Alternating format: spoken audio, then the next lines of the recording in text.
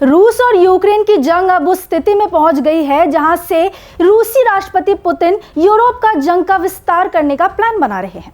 Putin विजय अभियान की शुरुआत के लिए तैयार हैं, लेकिन यह स्थिति बनी कैसे और क्या पुतिन के यूरोप अभियान से रूस अमेरिका में टकराव नहीं बढ़ेगा? अमेरिकी राष्ट्रपति ट्रंप की विस्तार नीति ने रूस यूक्रेन की जंग से दुनिया का ध्यान कुछ पल के लिए हटाया जरूर है, लेकिन इसका मतलब ये नहीं है कि जंग में विनाश रुक गया, बल्कि ट्रंप के बनाए हालात ने पुतिन को सुनहरा अवसर दे दिया है। पहले ट्रंप ने ग्रीनलैंड पर दबाव ठोका, जिससे यूरोपीय देश नाराज हो गए। इसके बाद फ्रांस, ब्रिटेन, डेनमार्क और जर्मनी पूरी तरह अमेरिका के खिलाफ हो गए। इस नाराजगी को ट्रंप ने दुश्मनी माना और यूरोप को वो अब सबक सिखाना चाहते हैं।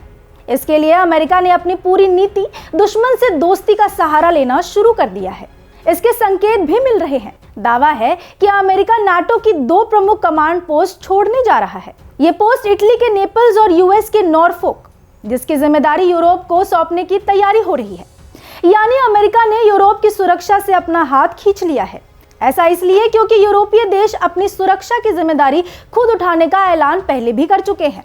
इसलिए ट्रंप ने साफ कर दिया है कि रूस से भविष्य में टकराव की मुख्य जिम्मेदारी यूरोपीय देशों की होगी, जिसके बाद पुतिन ने एक बड़ा कदम उठा लिया है। ये कदम है आर्कटिक से काला सागर तक युद्ध का विस्तार। अब रूस आर्कटिक क्षेत्र में शैडो वॉर के लिए स्वतंत्र है, जिसके टारगेट पर नॉर्वे के स्वालबॉर्ड के पास बिछा सी केबल का जाल है, क्योंकि यही केबल दुनिया के सबसे बड़े सैटेलाइट ग्राउंड स्टेशन स्वेलसेट तक डेटा पहुंचाती है।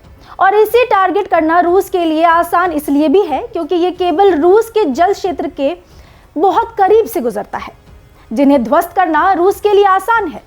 इसलिए यूरोप में इस समय सबसे ज्यादा हलचल महसूस हो रही है।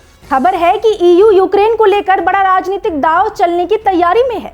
दावा है कि भविष्य के शांति समझौते में यूक्रेन को ईयू में शामिल करने की तैयारी हो रही है, लेकिन ये संभव तभी हो पाएगा जब यूरोप एकजुट हो। उधर यूरोप में यूक्रेन को लेकर दरार बढ़ती जा रही है। ये खबर आपको कैसी लगी, हमें कमेंट सेक्शन में जरूर बताएं। ऐसे ही खबरों के लिए देखते रहिए भारत एक्सप्रेस।